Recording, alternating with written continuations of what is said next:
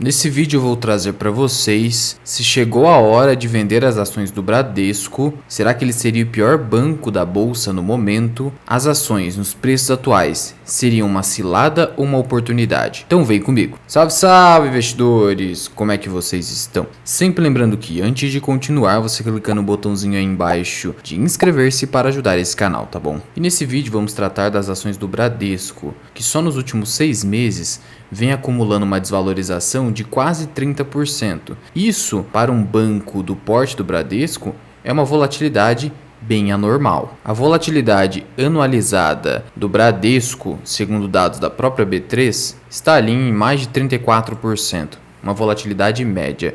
O Bradesco, em tempos normais, costuma ter uma volatilidade inferior a 30%, denotando que o momento é ruim para o banco. E aí, diante dessa queda enorme, muita gente acaba se perguntando: hoje seria uma cilada ou uma oportunidade de compra para o longo prazo? Seria uma empresa para colocar na carteira de dividendos, sendo um bancão? Antes disso, só um recado: se você quiser utilizar a mesma corretora que eu uso, que é o BTG Pactual, eu deixo o link aqui na descrição e no primeiro comentário fixado. Para quem investir acima de R$200 mil, a corretagem é zerada. Abaixo disso você tem uma corretagem de 49 centavos por ordem. E por que da corretagem? Porque você vai ter uma assessoria especializada. Isso serve para quem não tem muito tempo de ficar operando usando home broker ou precisa de algum auxílio de um assessor de investimento. Caso queira, está aí embaixo. Para responder a essas perguntas, inicialmente eu gostaria de destacar o seguinte ponto. A taxa Selic, que é a taxa básica de juros da nossa economia, que determina o custo do dinheiro em toda a economia brasileira, foi mantida na última reunião do Copom, que é o Comitê de Política Monetária do Banco Central, em 13,75%. O governo federal esperava uma queda, mas diante da independência do Banco Central, eles, de acordo com seu juízo de valor sobre a economia brasileira no momento, mantiveram essa taxa em patamares elevados. E aí muita gente acaba tendo a falsa impressão de que os bancos, por exemplo o Bradesco, sempre vão se beneficiar de um cenário de Selic tão elevada. Só que isso não é uma verdade absoluta. Por quê? Porque existe o pró e o contra de uma Selic tão alta assim. O que seria o pró? A margem operacional do banco acaba se elevando. Como assim? Ele pode pegar e estabelecer contratos com juros mais elevados. E aí ele acaba tendo uma margem maior com as pessoas físicas e jurídicas que são seus consumidores. Contudo, a princípio, reduzem-se o número de consumidores atrás de empréstimos, financiamentos, já que os juros nesses patamares fazem com que as pessoas fiquem com medo de incorrer em inadimplência. Além disso, o outro grande problema que está afetando o Bradesco são os altos índices de inadimplência, principalmente inadimplência acima de 90 dias. Como os juros estão elevadíssimos e a economia do Brasil está fraca, isso faz com que as pessoas incorram em inadimplemento. Nós sabemos que o brasileiro tem pouca educação financeira, somado a isso temos aí um custo de capital elevadíssimo, fazendo com que as pessoas não consigam pagar os seus empréstimos e os seus financiamentos.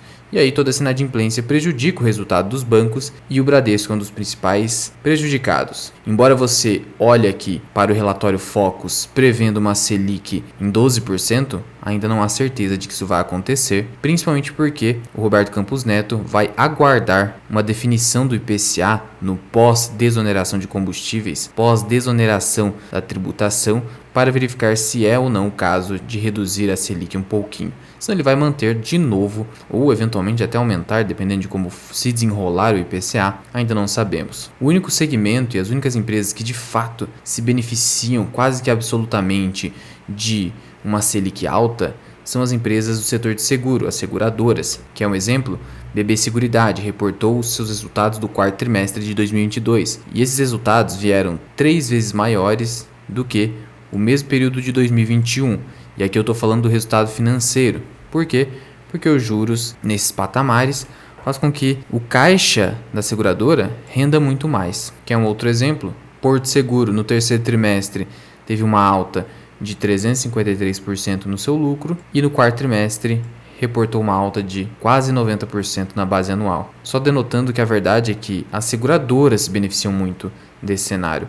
Os bancos nem tanto assim. E o Bradesco é uma grande prova disso. Após a apresentação dos resultados do terceiro trimestre de 2022, o Bradesco ele teve uma queda diária tão absurda que foi a maior em 24 anos. Ele perdeu 30 bilhões de valor de mercado em apenas um dia. Ou seja, você pega aqui todo o século 21 e o Bradesco nunca tinha experimentado uma queda tão forte. E foi nesse dia que eu comecei a aportar em Bradesco, mesmo sabedor de que haveria ali um resultado mais fraco para o quarto trimestre. Mas o que nós não esperávamos foi a caixinha de surpresa das lojas americanas, que tem contribuído para o Bradesco nesses últimos 30 dias cair ainda mais, caiu 8%. E diante desse chamado efeito Americanas, vocês sabem que a companhia ingressou com recuperação judicial e causou um calote de mais de 40 bilhões de reais no mercado. Só no Bradesco o impacto é de mais de 4 bilhões de reais. O Itaú BBA, diante desse cenário, recomendou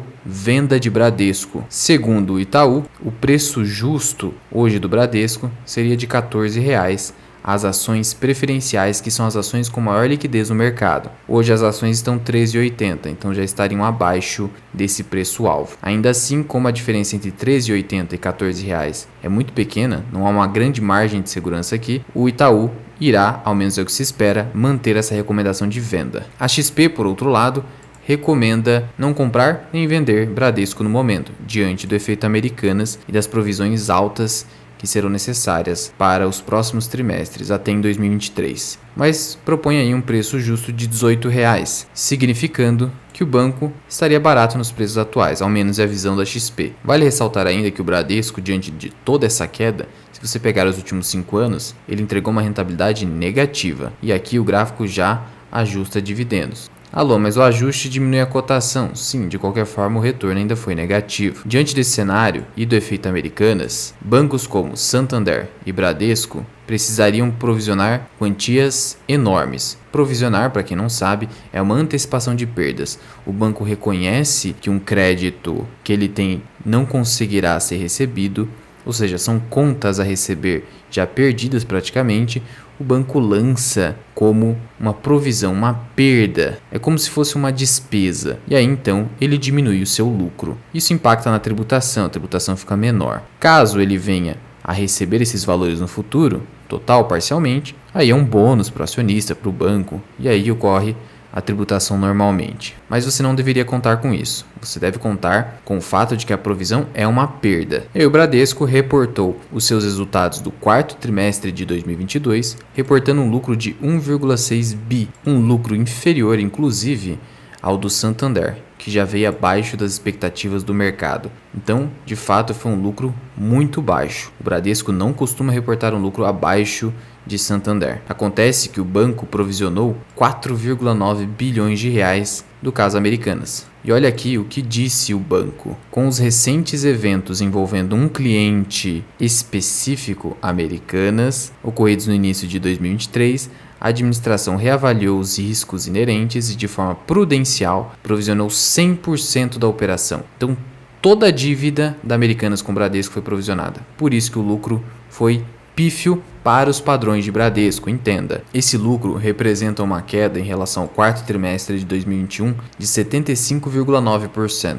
No trimestre a queda também é grande, quase 70%. O ROI caiu bastante, saiu de 18%, 19% para apenas 13%, um ROI bem menor do que Itaú, que fica na casa dos 20%, e também atualmente do Banco do Brasil, que está na casa dos 19%, 20%. O payout do Bradesco ficou em 52%, e aqui eu já te ressalto que ele não serve hoje para uma carteira de dividendos. Por quê? Com um payout de apenas 50% e resultados fracos por conta das provisões, o banco não vai pagar um bom dividendo. Por mais que você olhe aqui para um dividend yield de 7,42%, 2023 será um ano difícil. E mesmo com toda essa queda nas ações, pode ser que o banco pague algo em torno de 5, 6%. Comprar ações de Bradesco pensando em dividendos hoje não seria uma boa estratégia.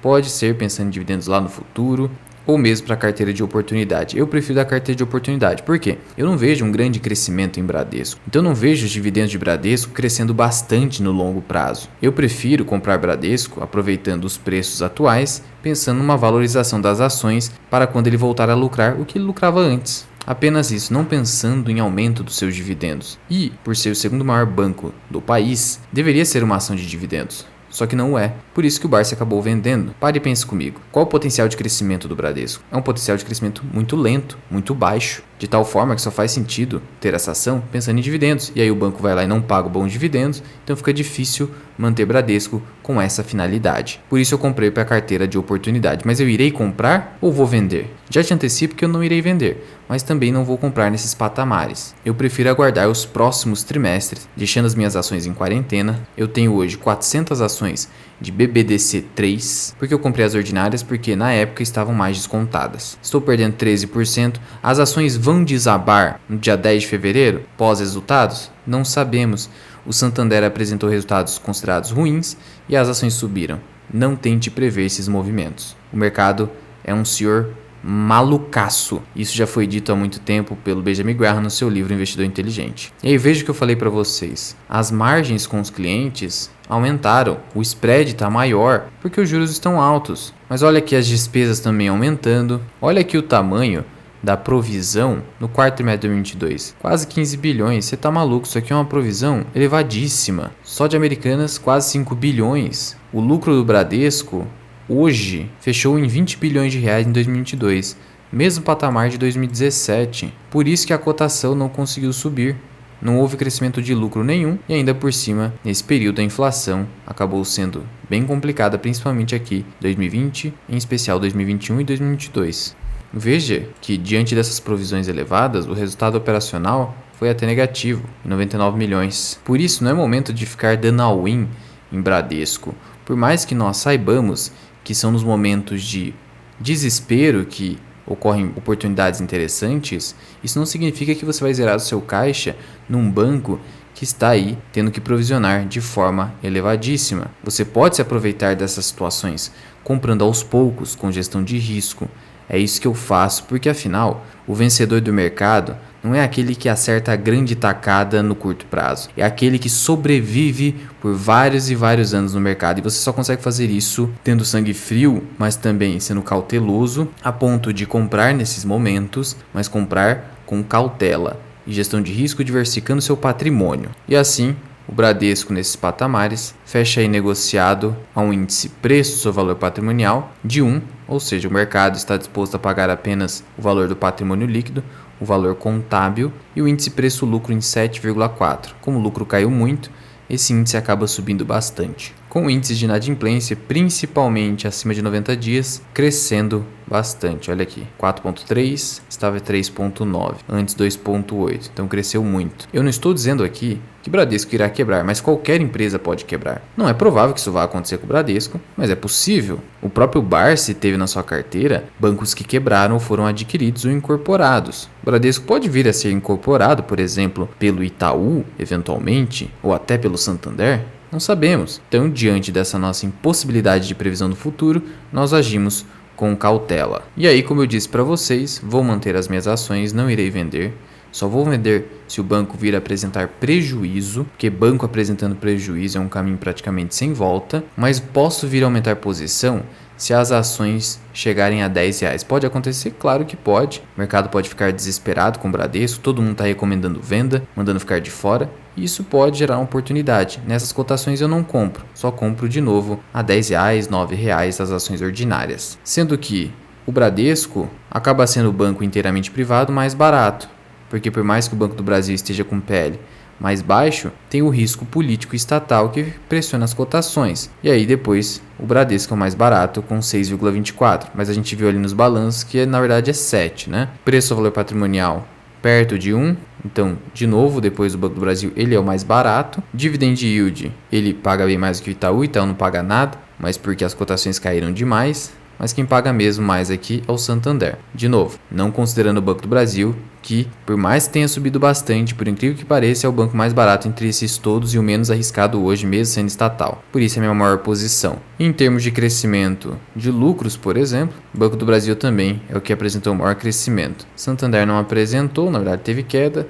Bradesco também, se você considerar toda essa queda que tivemos. Por isso, tirando aqui o Banco do Brasil, hoje, sem dúvida nenhuma, o mais barato é o Bradesco, mas pensando em dividendos, é o Santander. Então, o Bradesco seria por uma carteira de oportunidade e o Santander por uma carteira de dividendos, mas os dois estão sofrendo com a inadimplência alta no país. Aí você precisa ponderar todos esses riscos na tomada de decisão do seu investimento. Não é recomendação. E se você quiser se aprofundar mais sobre investimentos, considere se tornar membro do canal Associado Mirai. Você recebe aulas exclusivas, como por exemplo esta, onde eu monto do zero uma carteira de Small Caps, a nossa carteira do 0 aos 100 mil, aulas sobre Small Caps, aula de Valuation, como calcular o preço justo das ações pagadoras de dividendos pelo modelo de Gordon, o modelo de fluxo de caixa descontado, aulas sobre indicadores da análise fundamentalista, aula de como investir no exterior e até de como você faz a gestão de risco da sua carteira. Além de acompanhar semanalmente a nossa carteira e tirar suas dúvidas através de lives que eu faço aos sábados. Associado Mirai você pode cancelar a qualquer momento. Mas já vai deixando aqui nos comentários, o que você tem feito com as ações de Bradesco? Está comprando